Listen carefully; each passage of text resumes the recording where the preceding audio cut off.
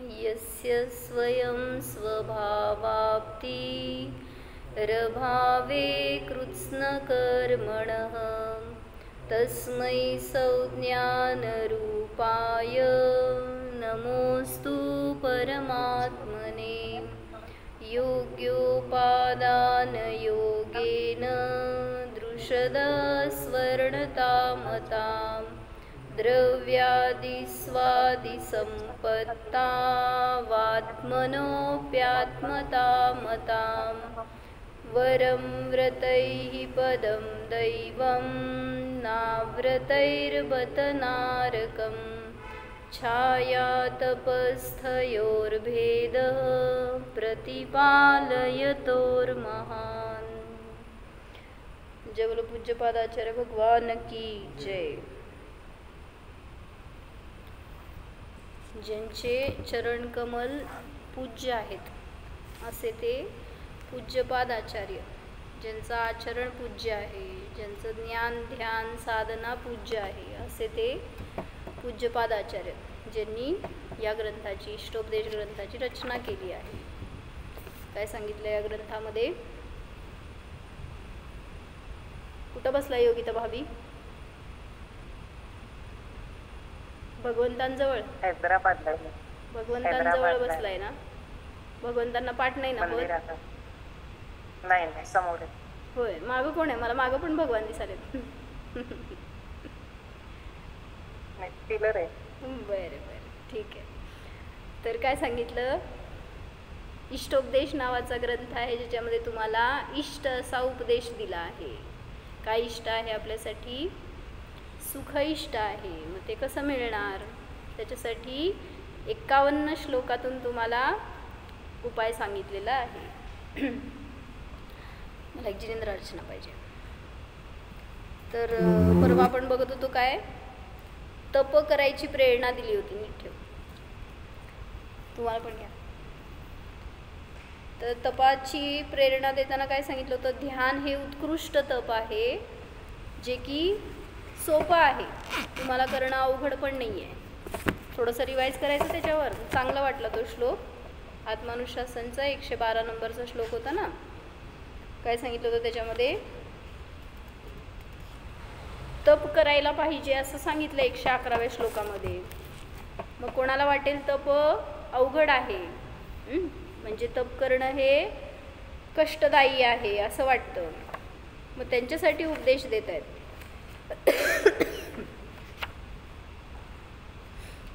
8 point सांगतायत.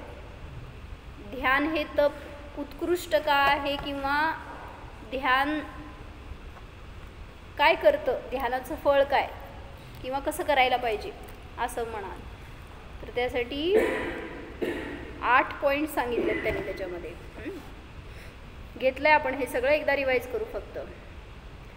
बहुत से लोगों को तप करने में कष्ट मानते हैं, उनसे कष्ट सहा नहीं जाता. आत्मानुशासनचं 112 नंबरचा श्लोक आहे. इसलिए वे तप नहीं करते. तप क्लिष्टदायी वाटतं. कोण हिंदी नाही आहे ना माझ्यासमोर?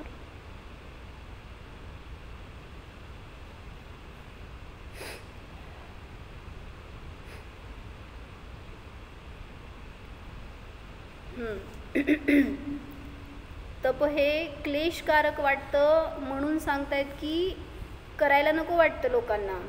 मग त्याच्यासाठी उत्तर देत आहेत की सर्व तपांमध्ये उत्कृष्ट तप ध्यान आहे. ध्यान करायला काय कष्ट आहे हो तुम्हाला? बाकीचे तप करायला काय कष्ट आहे सांगा? कुठले अन्य तप करायसाठी कष्ट आहे का नाही आहे? हो म्हणला तरी पकडणार, नाही म्हणला तरी पकडणार. बाकीचे तप किती आहेत हो? 12 प्रकारचे तप आहेत. कशा कशाचं नाव घेणार आहे तुम्ही?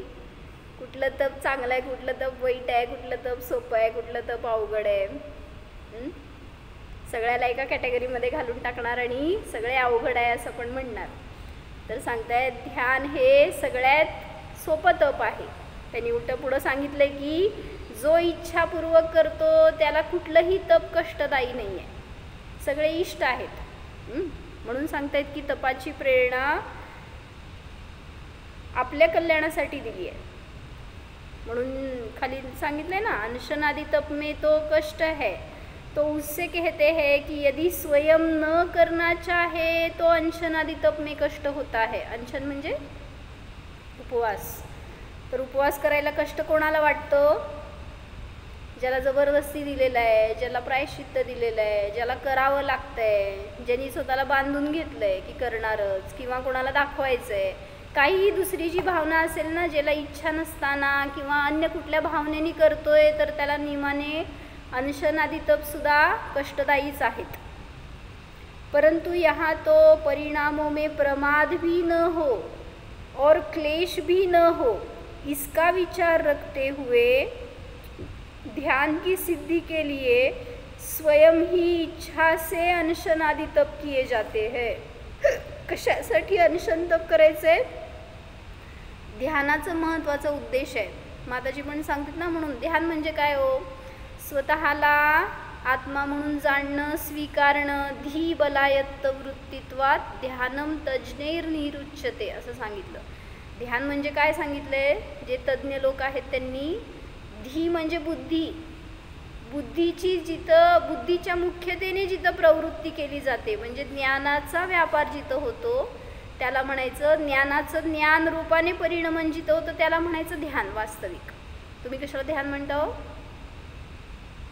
हातावर हात ठेवून बसायचं, डोळे झाकून थोडंसं क्लेश करत की करायचं आहे, अर्धा तास नियम आहे म्हणून करायचं आहे, हे सुद्धा ध्यान, हे तप नाही आहे.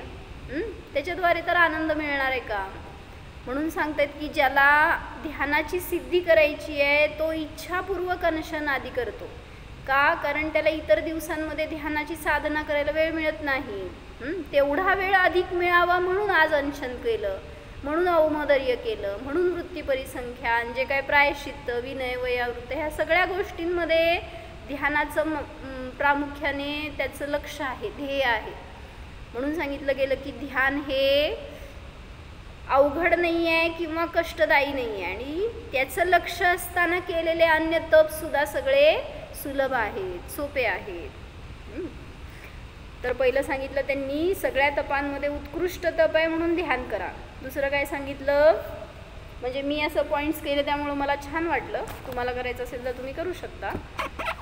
घेतलेलं आहे आपण हे प्रकरण, पण थोडंसं चिंतनाला अधिक जास्त चांगलं वाटलं म्हणून म्हटलं परत एकदा घ्यावं.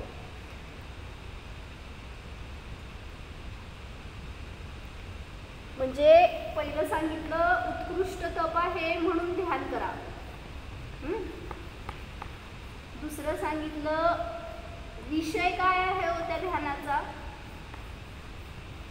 जर हीन विषय असता तर म्हटलं असता चाललं असतं की हे काय म्हणजे नीच पुरुषों का सेवन करने से लज्जा आदि का खेद होता है, लज्जा आदि होईल, खेद होईल. पण इथं तर 3 लोकाचे नाथ हरिहंत त्यांचं ध्यान आहे, किंवा 3 लोकाचा ज्ञाता स्वतःचा आत्मा तो विषय आहे, म्हणून हीन विषय आहे. म्हणून पण काय तिथं ध्यानापासून दूर जायची गरज नाही, म्हणून ध्यान श्रेष्ठ तप आहे. तिसरं काय सांगितलं,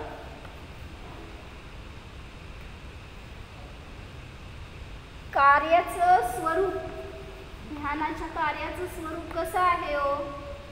कार्याचं स्वरूप म्हणजे हीन कार्य असतं तर करायला कोणाला तरी लाज वाटली असती, नको वाटलं असतं. पण ध्यान हे असं कार्य आहे, त्या ध्यानाचं स्वरूप असं आहे की त्याची प्रशंसा अरिहंत आदी केवलींनी, महान पुरुषांनी सुद्धा केलेली आहे. काय कळलं? यदि अपने को नीच कार्य करना पड़े तो खेद होता है, परंतु ध्यान ऐसा कार्य है जिसकी प्रशंसा महान पुरुष भी करते हैं. पुढं सांगितलं त्याचं फळ काय हो. जर ध्यानाच्या द्वारे तुम्हाला क्लेश उत्पन्न होणार असेल तर ते ध्यान उपयोगाचं नाही. म्हणून सांगतायत की यदि कुठलं वरचं वाचायचं राहील ना, आराधना में यदि क्लेश हो तो खेद उत्पन्न होगा, परंतु इसमें तो भगवान आत्मा का चरण आचरण अथवा भगवान के चरणों का स्मरण इतना सेवन करना है. म्हणजे काय सांगायचं आहे, जर त्याचं फळ क्लेश उत्पन्न करणे असतं तर ते करणं योग्य नव्हतं. पण आराधनेमध्ये ध्यानामध्ये क्लेश नाही म्हणून हे श्रेयस्कर आहे. पुढं त्याच्यामध्ये लॉस काय आहे हो तुम्हाला?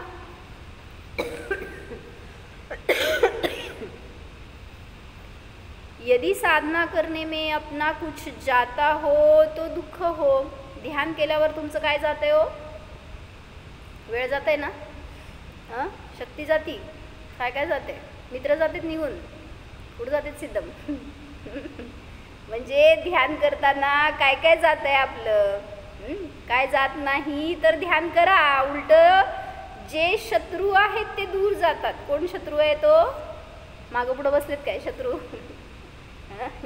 मोह आपल्या आत बसलाय ना, कर्म, ते शत्रू आहेत ते दूर जातात. तर का नाही ध्यान करायचं मग?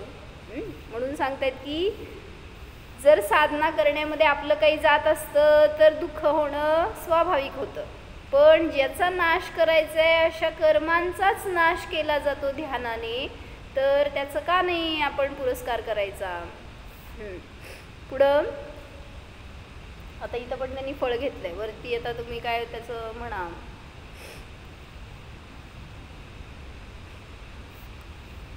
सहावं सांगितलं त्यांनी, साधना का फल तुच्छ होता तो वह कुछ भी कार्यकारी नहीं कहलाता, परंतु ध्यान का फल तो उत्कृष्ट मोक्ष है. जर त्या अन्य कुठल्या तपाचं किंवा अन्य कुठल्या क्रियेचं फळ तुच्छ असतं तर ते करायला तुम्हाला कोण प्रेरणा देणार नाही. पण इथं उत्कृष्ट फळ मिळतंय तर ध्यान करणं आवश्यक आहे. पुढं यदि बहुत काल, टाइम सांगायला लागले, किती वेळ करायचं आहे हो तप? किती वेळ बसवता समोर म्हणतात? तासभर झालं बसायचं. किती वेळ बसायचं ध्यान करायला, तप करायला? टी व्ही समोर किती वेळ बसायचं? ते मॅच असते तर किती वेळ बसायचं हे नाही विचारणार. IPL संपले का? चालू होणार आहेत अजून आता. होय, बरं, सगळे अपडेट्स आहेत तुमच्याजवळ, त्याच्याच मागे दिसते. म्हणजे ते चालू असताना ते बघायला टाईम नाही आपल्याला काय मॅटर करत. हां हां होय, बरं बरं. नवीन नवीन मला कळायला लागलं आहे बरं का. नको पड असली न्यूज आपल्याला. काय सांगायचं आहे की जर त्या तपासाठी तुम्हाला अधिक काळ लागणार असता, खूप काळ साधना केल्यावर मग त्याची तुम्हाला प्राप्ती होत असेल तर खेद होईल. पण ध्यानाचं फळ तर अल्प काळामध्ये मिळतं. किती काळात हो? 2 घडी म्हणजे 48 मिनटं फक्त ध्यान करायचं आहे. किती वेळ? दीर्घकाळ पण नाही. 48 मिनटं जर ध्यानाला बसला तर नियमाने मोक्ष प्राप्त होणार. पुढं सांगतायत 8वं शेवटचं की जर पराधीन कार्य असेल तर ते नियमाने खेद उत्पन्न करेल. पण ध्यान हे स्वाधीन कार्य आहे ज्याच्यामध्ये की खेद होण्यासारखी गोष्ट नाही. म्हणून तुम्हाला विषय तुमच्याजवळ आहे, साधन तुमच्याजवळ आहे, त्याचं फळ पण तुम्हालाच मिळणार आहे आणि जे उत्कृष्ट असणार आहे. व्हिडिओ बंद आहे तुमचा. जाऊ दे, नुसता आहे का? तर काय सांगितलं की शेवटचं, जर यदि ध्यान का साधन पराधीन हो तो खेद उत्पन्न होता, परंतु इसमें तो अपने ही मन का साधन होता है, अर्थात मन को अन्य विचारों से हटाकर भगवान के विचार में लगाना है. थोडक्यात सांगायचं आहे काय, विषय आपलाच आहे, साधन आपल्याजवळ आहे, फक्त पुरुषार्थ करायचं आहे की त्या साधनाने विषयाला ग्रहण करायचं आहे, तर आपल्याला ध्यानाची सिद्धी सहज होणार. ठीक आहे, मला ह्याच्यात सांगायचं होतं, समाधी मरण भाषा आहे ना, त्याच्यामध्ये मागं जिनेंद्र रचनामध्ये समाधी मरण भाषा आहे. त्यात तपाचं फळ काय असतं किंवा तप केल्याने काय होतं ते सांगितलं.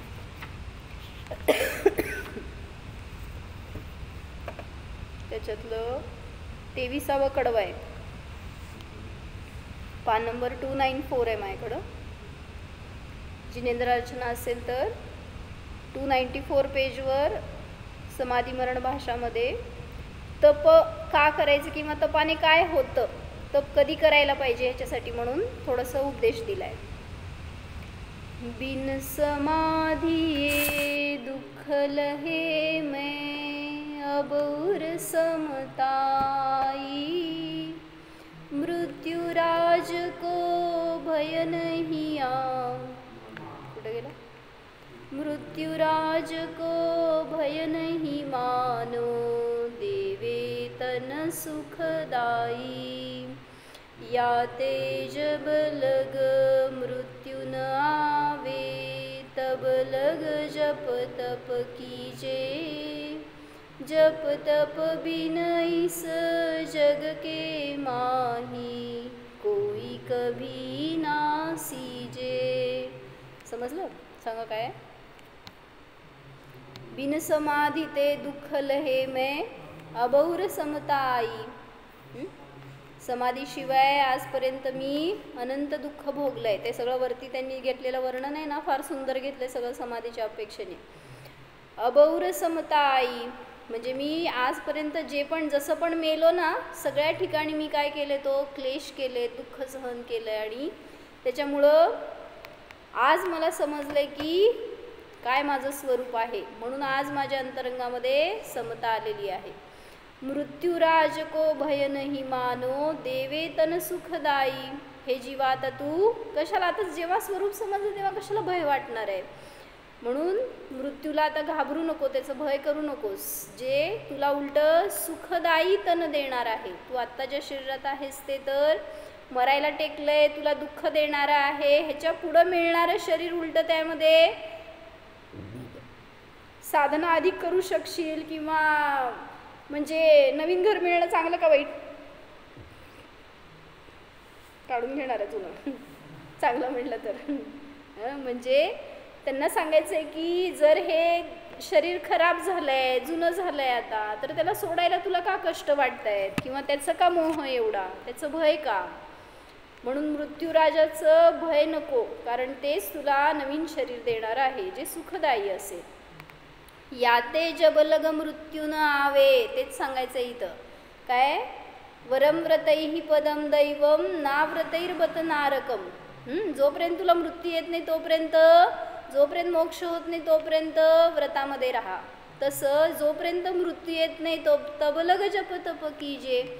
हे जीवा काय कर, तोपर्यंत जप तप कर, म्हणजे आपला उपयोग सुरक्षित ठेव. जप तप बिनईस जग के माही, कोई कभी ना सीजे. जप तपाशिवाय या जगामध्ये कोणीही सिजू शकत नाही, म्हणजे सिद्ध होऊ शकत नाही. या जगातून कोणीही बाहेर पडू शकत नाही, कोणालाही सिद्धीची प्राप्ती होऊ शकत नाही. म्हणून जो पण मोक्षाला जाणार, जो पण सिद्ध होणार, तो नियमाने जपतपाच्या द्वारेच होणार. म्हणून तपाची प्रेरणा दिली आहे इथं. पण पुढं स्वर्ग संपदा तपसो पावे, तपसो कर्म नशावे, तप ही सो शिव कामिनी पती भय, या सो तप चित लावे. अब मैं जानी समता बिन मुझ को नाही सहाई, मात पिता सुत बांधव तिरिया, हे सब है दुखदाई. काय सांगितलं, समजण्याचं काय सांगा. स्वर्ग संपदा तपसो पावे. तुला स्वर्ग पाहिजे तर तपाने मिळणार आहे. वरम व्रतैहि पदम दैवम. हे जीवा व्रताच्या द्वारे देवपद मिळणार आहे. म्हणजेच तप करणार तर स्वर्ग संपदा काय अवघड नाही आहे, ते तर मिळणारच. तपसो कर्म नशावे. तपाच्या द्वारे इतकी शक्ती आहे त्याच्यामध्ये की देवपद मिळणं म्हणजे कर्मच मिळाले दुसरे, पण कर्मांचा नाश करण्याची शक्ती सुद्धा तपामध्ये आहे. म्हणून तप ही सो शिवकामिनी पती भय. म्हणून या तपाच्या द्वारेच शिवकामिनीचा तू पती होणार आहेस, म्हणजे मोक्षाला मोक्षाचा अधिकारी होणार आहेस. यासो तपचित लावे, म्हणून हे जीवा काय कर, अंतरंगामध्ये तप धारण कर. तपामध्ये आपलं चित्त लाव. अब मैं जानी समता बिन मुझ कोऊ नाही सहायी. समता हे सुद्धा एक तप आहे, वाटतंय का? म्हणजे साम्य भाव ठेवायला जास्त शक्ती लावावी लागते. म्हणजे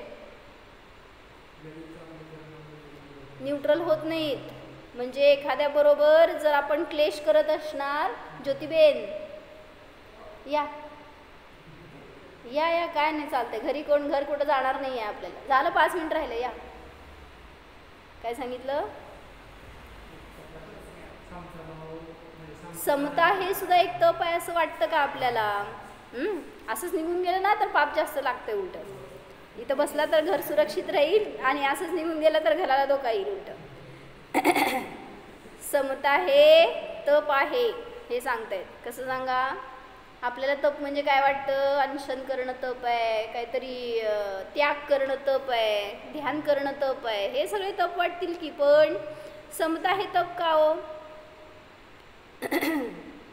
म्हणजे किती अनुकूल परिस्थिती असो, प्रतिकूल परिस्थिती असो, त्याच्यात तुम्हाला किती स्थिर राहू शकता ना, राहता येतं, ते तप आहे. त्याला म्हणायचं समता.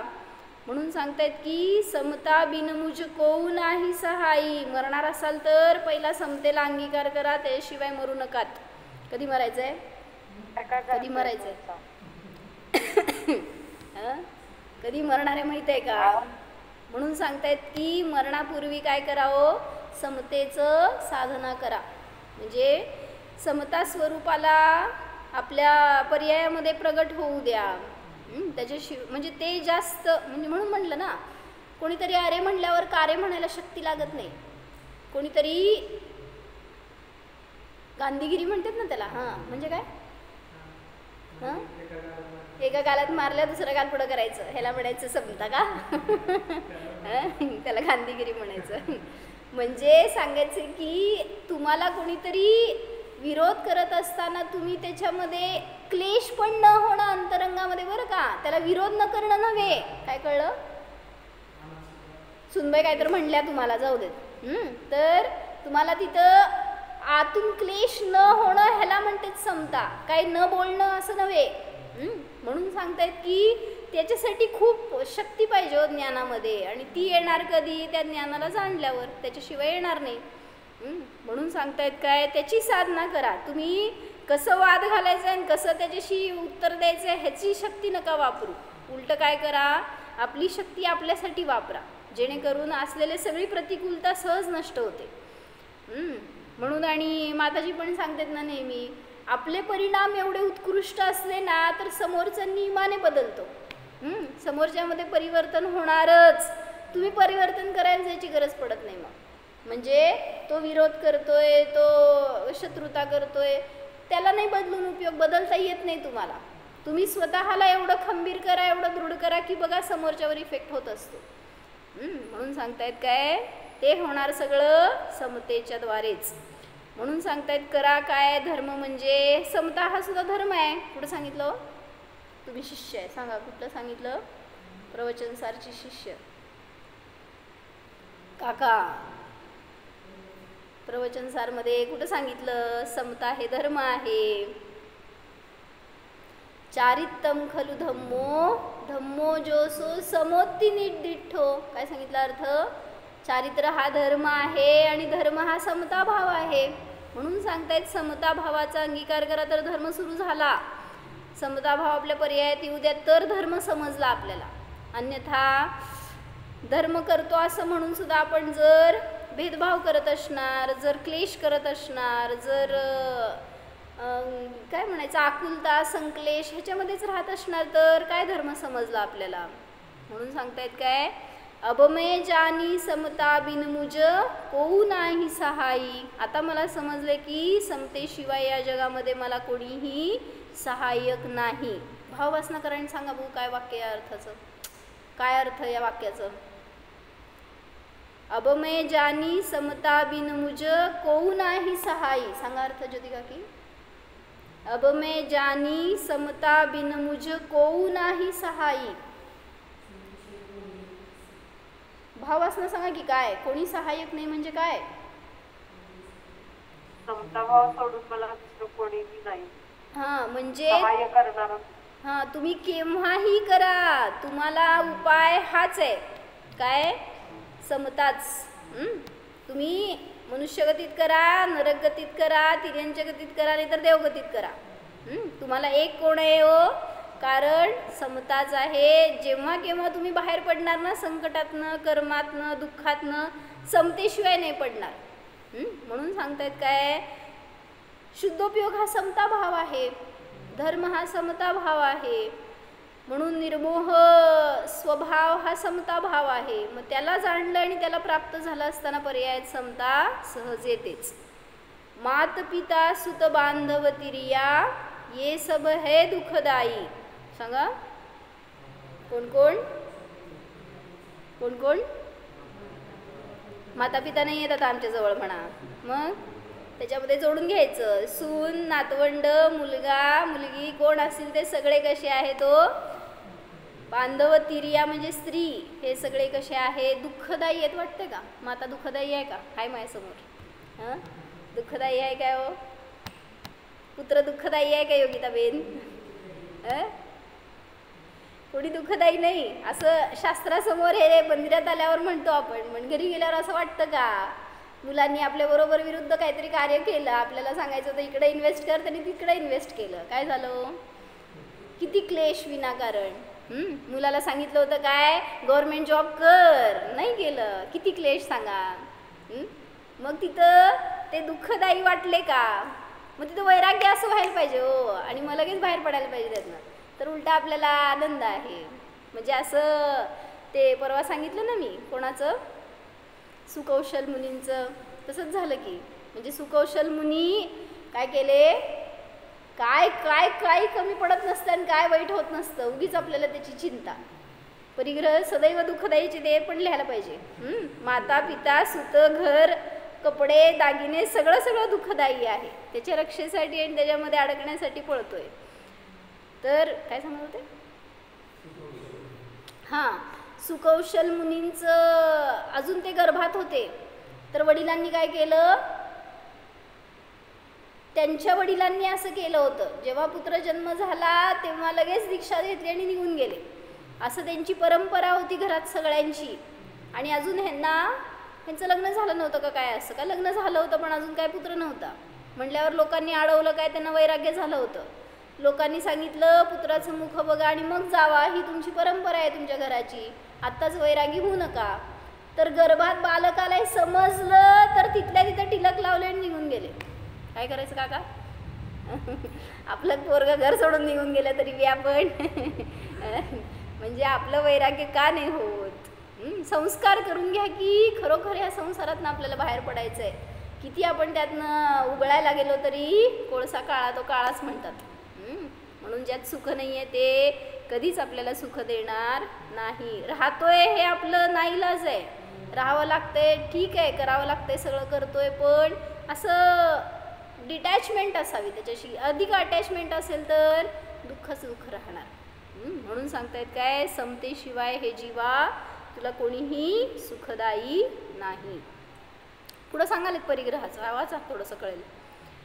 मृत्यू समय में मोह करे ये ताते आरत हो है, आरत ते गती नीची पावे, यो लख मोहत जो है. सांगा एवढा अर्थ. मृत्यू समय में मोह करे ये, त्यांना ते भैया एक पुस्तक तेच दे तुझं.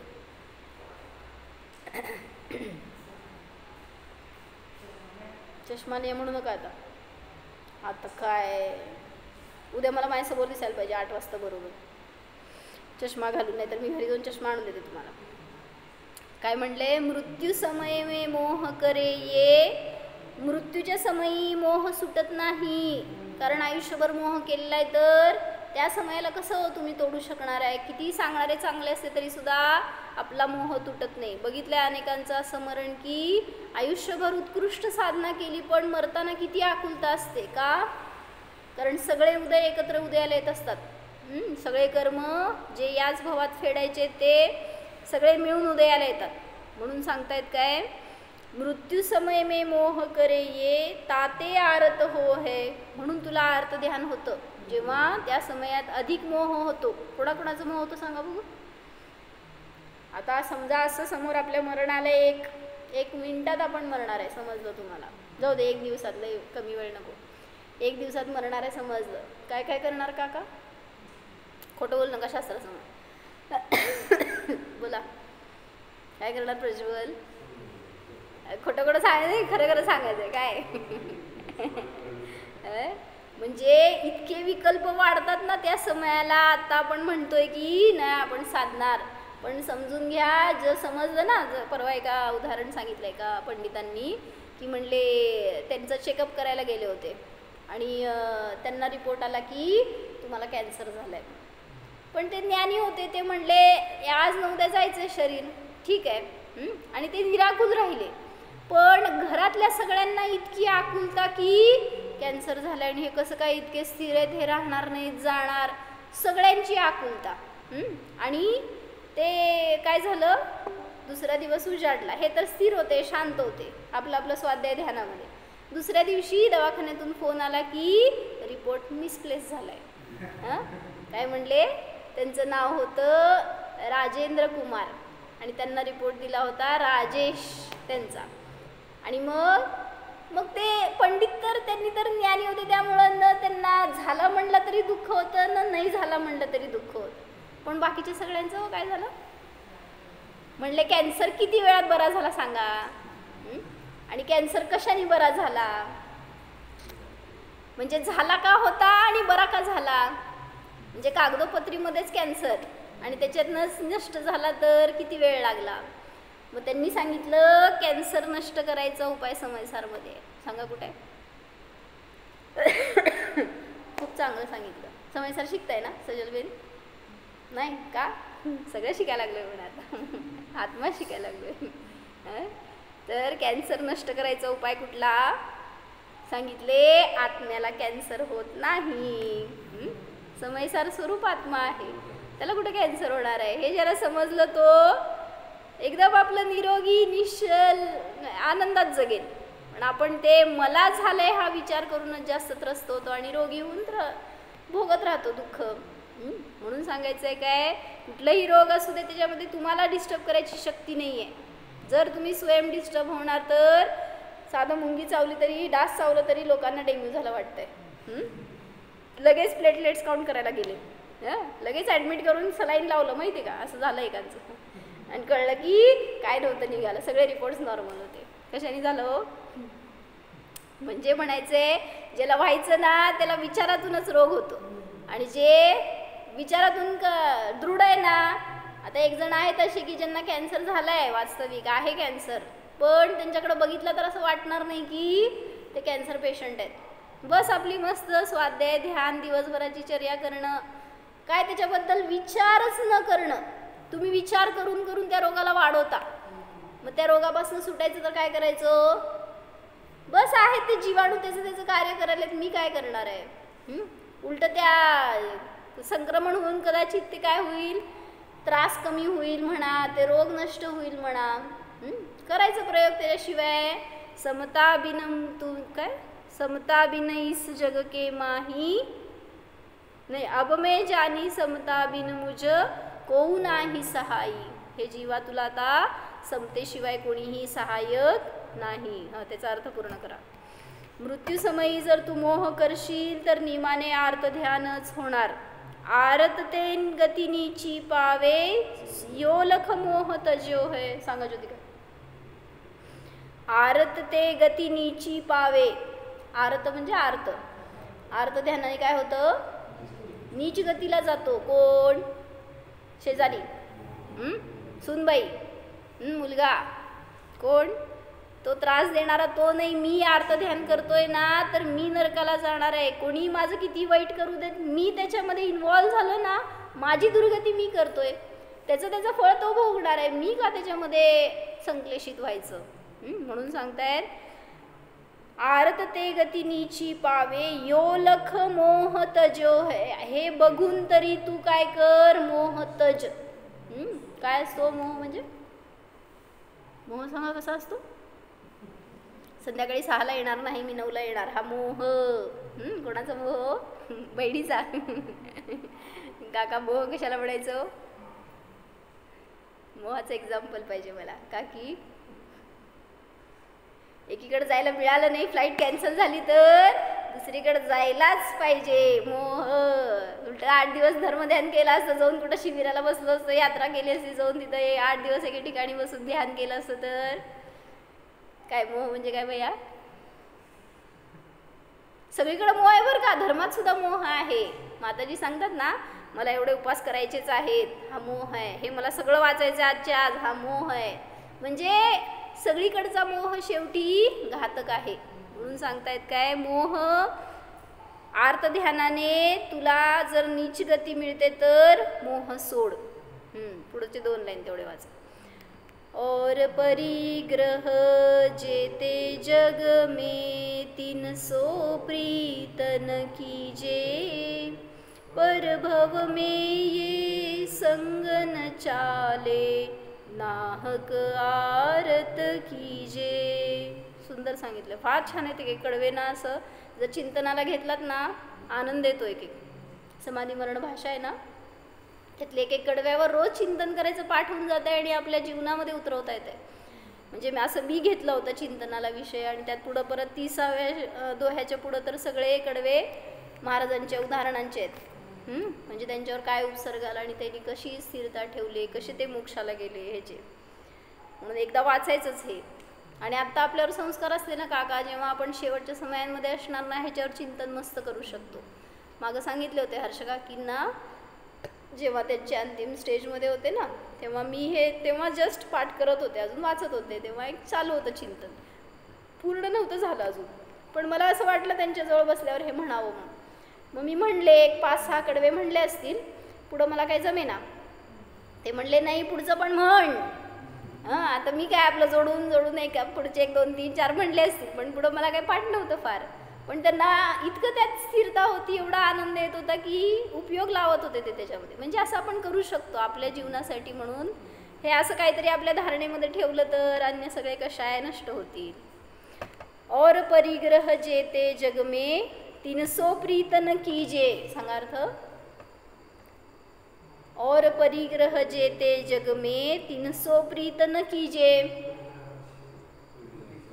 अजून जे काय परिग्रह आहेत ना, हे तर सांगितलं त्यांनी शरीराचा मोह. बाकीचं जे जे काय परिग्रह तुमच्या जवळ आहे त्याची प्रीती करू नका.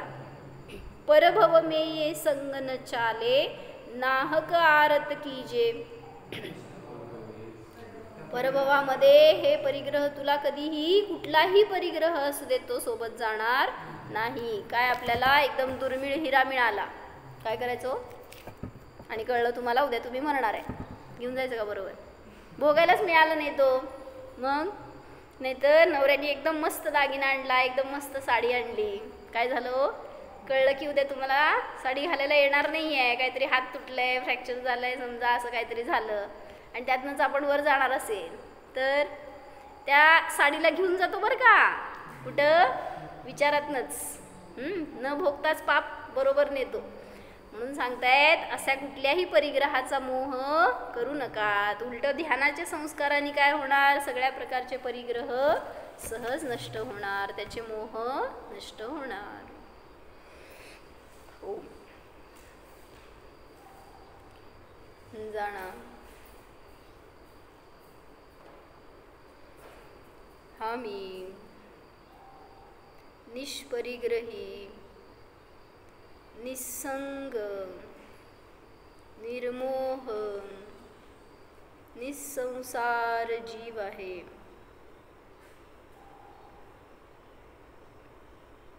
पहा, माझा या जगामध्ये कोणीही नव्हता, कोणी नाही, कोणी असणार नाहीच. हा जीव शरीर रहित आहे, जाणीव करा. मरण रहित आहे, जाणा. मरणाच्या भयाने देखील हा मी रहितच आहे. अमर आहे, अभय आहे, न्यायकच आहे.